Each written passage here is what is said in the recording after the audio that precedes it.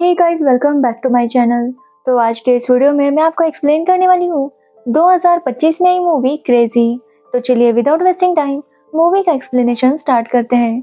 Movie start होती है doctor Abhimanyu सूद से, जो काफी टेंशन में था और एक बैग में वो काफी सारे पैसे भरकर अपनी कार से कहीं जाने के लिए निकलता है।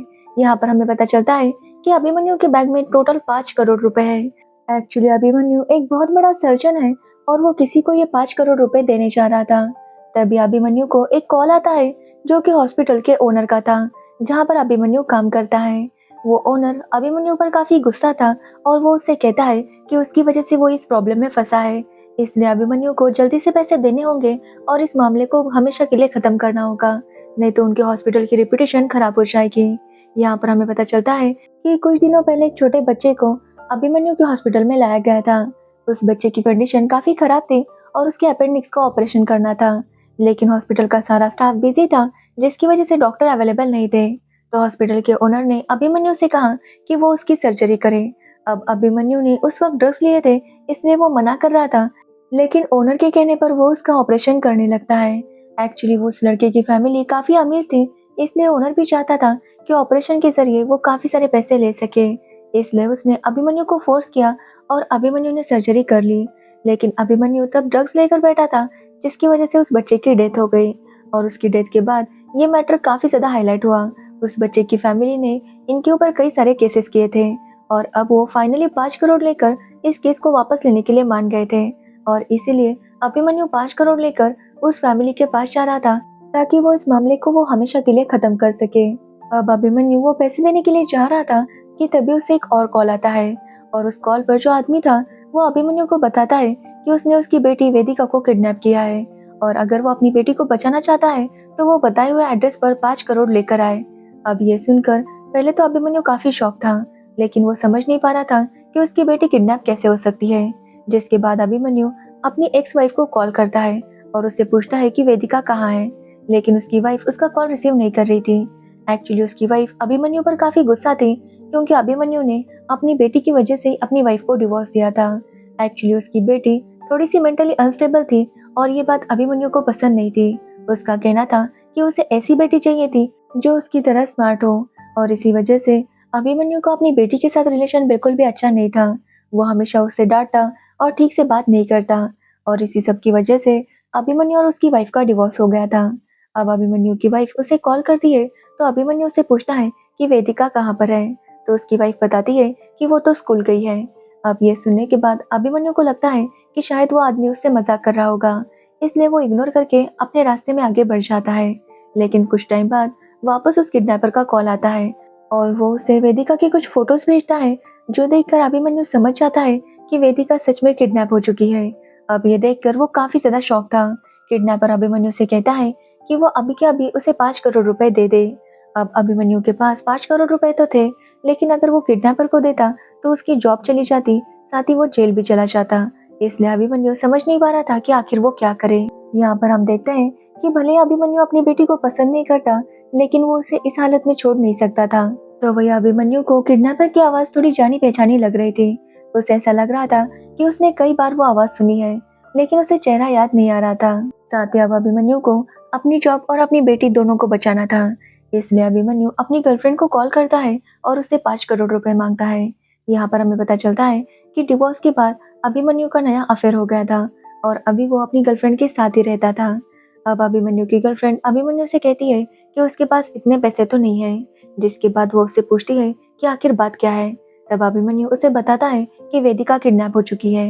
अब ये बात सुनकर उसकी गर्लफ्रेंड उसे कहती है कि वेदिका का किडनैपर अभिमन्यु का कोई करीबी है, क्योंकि अभिमन्यु के पास 5 करोड़ रुपए है और वो देने जा रहा था, ये किसी नजदीक वाले को ही पता होगा और इसीलिए उसने वेदिका को किडनैप किया होगा और एग्जैक्टली 5 करोड़ रुपए ही मांगे हैं।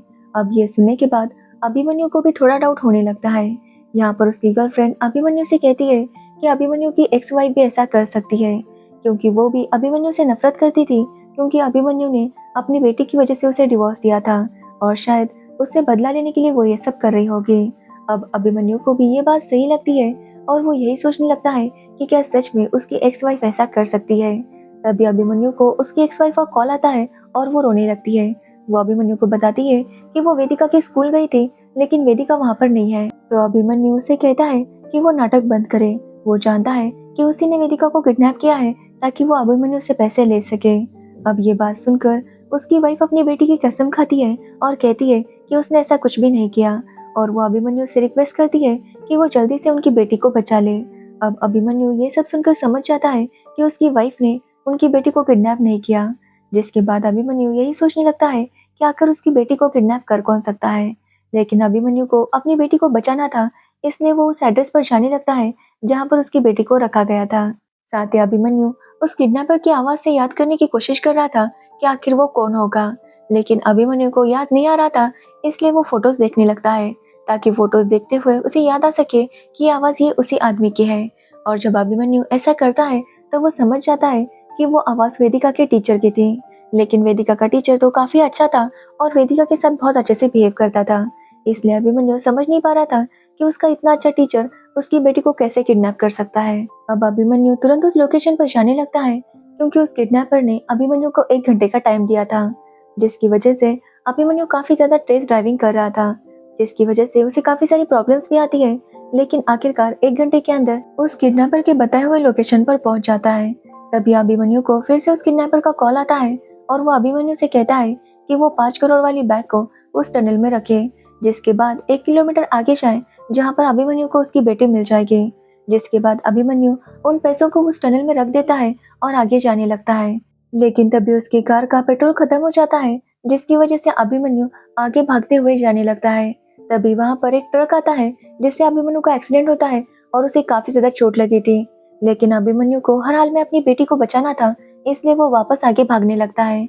आगे जाने पर वो देखता है कि उसके सामने बहुत सारी बोरियां थी। अभिमन्यु को लगता है कि शायद वेदिका इसी किसी बोरी में होगी, इसलिए वो हर एक बोरी को ओपन करने लगता है, लेकिन उसमें वेदिका नहीं थी। लेकिन वहाँ की एक बोरी में उसे वही अपनी बैग मिलती है जिसमें 5 करोड़ रुपए थे। अब ये देखकर अभिमन्यु समझ नहीं पा रहा था कि आखिर ये पैसे यहाँ पर कैसे आए। तभी अभिमन्यु को वापस किडनैपर का कॉल आता है, लेकिन अब अभिमन्यु काफी ज्यादा गुस्से में था। वो किडनैपर से पूछता है कि आखिर वो इसके साथ ऐसा मजाक क्यों कर रहा है।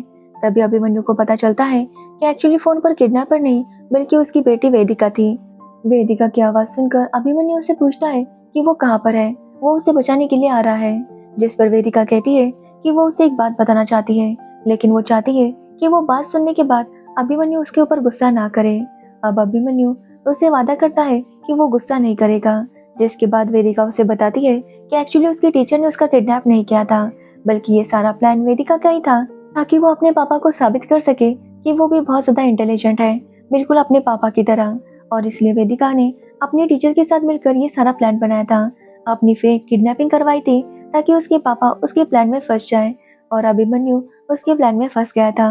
वेदिका कहती है कि अभिमन्यु वेदिका को हमेशा बेवकूफ समझता है। उसे लगता है कि वेदिका कुछ भी कर नहीं सकती, इसलिए वो हमेशा वेदिका को ताने देता है और प्यार नहीं करता।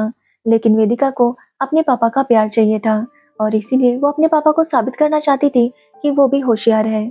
अब ये सब सुनने के बाद अभिमन्यु बहुत ज्यादा शौक था। वो समझ नहीं पा रहा था कि आखिर वो वेदिका से क्या कहे। तभी वहां पर वेदिका आती है और अभिमन्यु उसे देखता ही रहता है, जिसके बाद अभिमन्यु रोने लगता है क्योंकि कहीं ना कहीं उसे अपनी गलती का एहसास हो गया था कि वो अपनी बेटी के साथ बहुत ही गलत बिहेव करता है। इसलिए वो अपनी बेटी से माफी मांगता है और उससे कहता है कि वो बहुत ज्यादा स्मार्ट है, क्योंकि उसकी बेटी ने इतना बड़ा प्लान बनाया था और अभिमन्यु उसे समझ भी नहीं पाया था। अभिमन्यु फाइनली अपनी बेटी को वो प्यार देने लगता है जो वो डिजर्व करती है। अब अभिमन्यु अपनी बेटी के साथ वहां से जाने लगता है और यहीं पर यह मूवी एंड हो जाती है। अब मेरी तरह आप लोगों के मन में भी ये सवाल आ रहा होगा कि अभिमन्यु के हॉस्पिटल का क्या होगा। तो अब अभिमन्यु के पास 5 करोड़ रुपए तो थे ही, तो वो उन पैसों को उस बच्चे की फैमिली को देकर इस मामले को सेटल कर सकता है। तो ये थी क्रेजी मूवी की स्टोरी। तो अगर आपको इस मूवी की स्टोरी और मेरा एक्सप्लेनेशन पसंद आया हो तो वीडियो को लाइक कमेंट शेयर जरूर करना और मेरे चैनल को सब्सक्राइब करना बिल्कुल मत भूलना। Thanks for watching video.